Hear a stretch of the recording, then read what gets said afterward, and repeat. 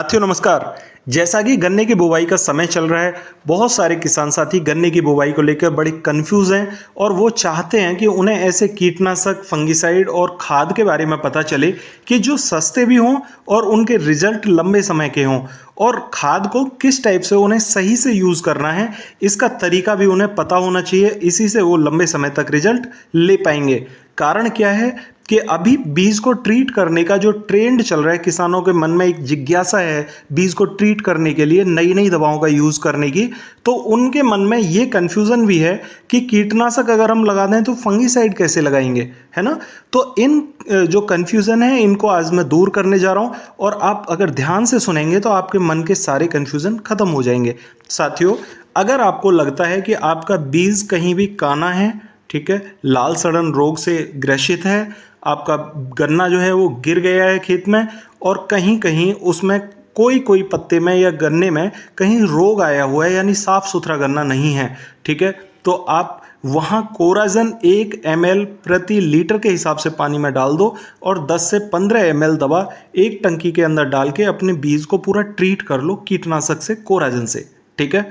अगर कोराजन से ट्रीट कर लोगे तो जो भी आपके खेत में कीड़ा लगा हुआ है, ठीक है, गिडार लगी है और उसने गन्ने को प्रभावित किया कहीं भी, तो वो कीड़ा वहाँ खत्म हो जाएगा। आपके खेत में जो गन्ना जाएगा वो स्वस्थ जाएगा, ठीक है, बीज के रूप में। अब कोराजन से ट्रीट करने के बाद में हमें क्या करना है, बीज को 3 से 4 घंटे या 5 घंटे धूप में पड़ा रहने देना है, तब उसके बाद में हमने बीज की बुवाई करनी है। सारे किसान साथियों का सवाल रहता है कि हमने चलो ठीक है कि कीटनाशक से अपने बीज को ट्रीट कर लिया, लेकिन अब हम अपने बीज को फंगिसाइड से कैसे ट्रीट करें, फंगिसाइड कैसे लगाएं, क्योंकि हमारे खेत में ज़्यादातर लाल सड़न रोग आ जाता है या हमारे खेत में पोका बोइंग जैसा रोग आ जाता है जो कि फंगस जनित है, ठीक है, इसे कैसे रोकें। तो देखिए, उसमें आपको परेशान होने की ज़रूरत नहीं है। आपने अगर कोराजन से अपने बीज को ट्रीट कर दिया है तो आप जो भी खाद बुरकाव के साथ में अपने गन्ने में लगाएंगे, ठीक है, उस खाद के साथ में आप कॉपर ऑक्सीक्लोराइड 500 ग्राम उस खाद के साथ मिला के 1 एकड़ जमीन में बुरकाव कर देंगे, और अपने बीज के ऊपर कूण में, खाली कूण में जब बीज के ऊपर खाद डालेंगे तो उस खाद के साथ में कॉपर ऑक्सीक्लोराइड 500 ग्राम प्रति एकड़ मिक्स होना चाहिए। वो आपके खेत में फंगस बिल्कुल भी नहीं आने देगा और ये ज़बरदस्त फंगिसाइड का काम करेगा, क्योंकि वो मिट्टी में ही मिक्स हो जाएगा, ठीक है। अब बात कर लेते हैं उन किसान भाइयों की जो कहना चाहते हैं कि हमारे पास में कोराजन का अरेंजमेंट नहीं हो पाएगा और आप कोई सस्ता विकल्प बताएं। तो देखिए, सस्ते विकल्प के लिए मैं बता रहा हूं आपको खाना सोडा, ठीक है। खाना सोडा से अपने खेत के बीज को सभी को 5 ग्राम प्रति लीटर के हिसाब से टंकी में डाल दें खाना सोडा को, और पूरे बीज को ट्रीट करने के बाद जब बुवाई करें, ठीक है, तो उस बीज के साथ में अगर कॉपर ऑक्सीक्लोराइड आप 500 ग्राम नहीं ला पा रहे हैं तो नीला थोता 1 किलोग्राम से 1.5 किलोग्राम प्रति एकड़ के हिसाब से अपने उसी खाद में मिला के और बीज के ऊपर डालते चले जाएं। यहाँ भी आपको 40% तक कॉपर ऑक्सीक्लोराइड यानी कि एक फंगिसाइड मिल जाता है और ये ज़बरदस्त काम करेगा, ठीक है। 2 विकल्प आपको बता दिए हैं। एक तो महंगा विकल्प है जिसमें कोराजन और कॉपर ऑक्सीक्लोराइड दोनों लगेंगे, कीटनाशक और फंगिसाइड, और एक विकल्प है जिसमें खाना सोडा से अपने बीज को ट्रीट करोगे और यहाँ जो आपका नीलत होता है उसको आप खाद के साथ में मिला के कूण में गन्ने के सीड के ऊपर डालोगे, जिससे आपके खेत को कम से कम 3 महीने तक वो फंगिसाइडों से, फंगस जनित रोगों से बचा के रखेगा और आपके गन्ने के बीज को भी फंगस से प्रभावित नहीं होने देगा, ठीक है। अब बात करते हैं आगे की, यानी कि आगे के कौन कौन से खाद हमें लगाने चाहिए जिनसे हमारे खेत में अच्छे रिजल्ट देखने को मिले। तो अगर आपके खेत में सूड़ी गिडार का अटैक नहीं हुआ है और तितली उड़ने लग रही है गन्ने में, ठीक है, तो आप वहाँ पर लैम्डा जैसी दवा लगा के उस तितली को रोक सकते हो। अगर उस तितली ने आपके खेत में अंडा रख दिया है और बच्चा बन गया, यानी कि वहाँ पर सूड़ी ने गोव में अटैक कर दिया है पौधे के और सूड़ी की वजह से गोव सूखने लगी है, तो वहाँ कॉन्टैक्ट इंसेक्टिसाइड काम नहीं करेंगे। आपके लैम्डा इमीडा जैसी जो दवाएं हैं ये काम नहीं करेंगी। फिर यहाँ पर आपको फैम, क्लोरेंट्रानिलीप्रोल वाले जो साल्ट हैं जिसमें कि आपका कोराजन है, फैम है और कई दूसरे कवर इंसेक्टिसाइड के नाम से धानुका का प्रोडक्ट है। इस टाइप के जो हैवी इंसेक्टिसाइड हैं वो हैवी इंसेक्टिसाइड ही पहली बार में लगा देने हैं, जिससे कि आपके खेत की सूड़ी तुरंत खत्म हो जाए, पूरी तरह से साफ हो जाए।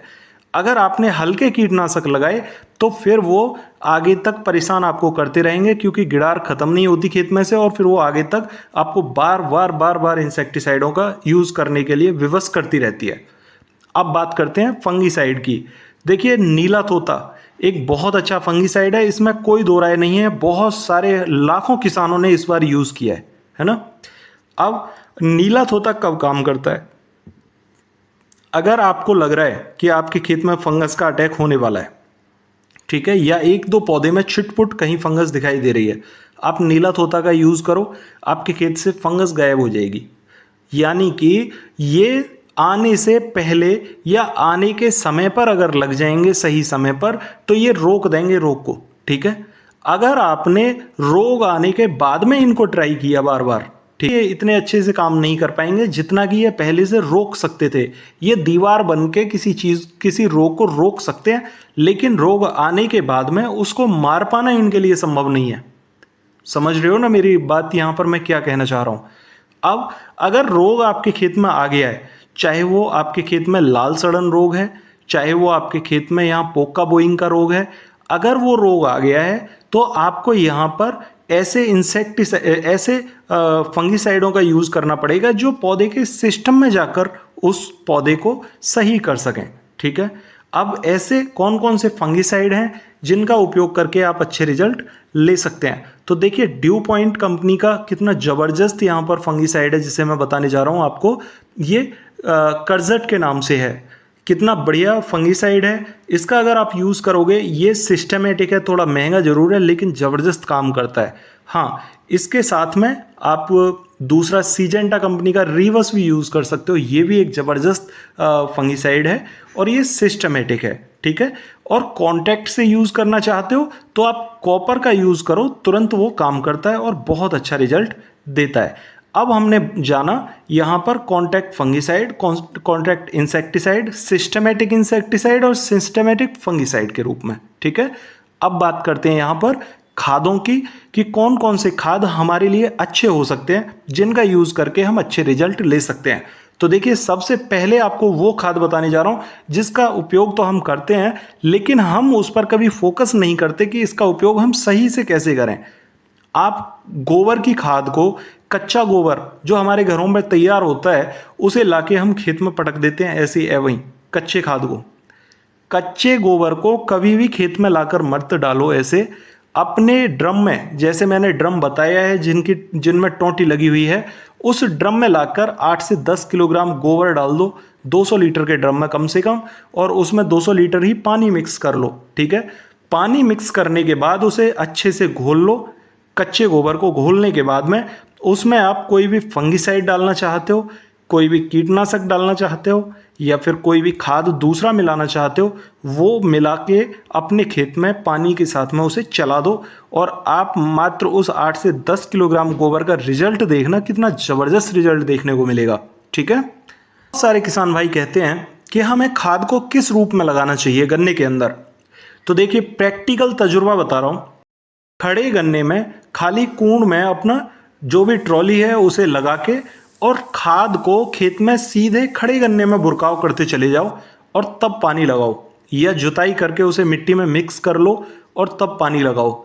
रिजल्ट देखना कितना गजब रिजल्ट आता है।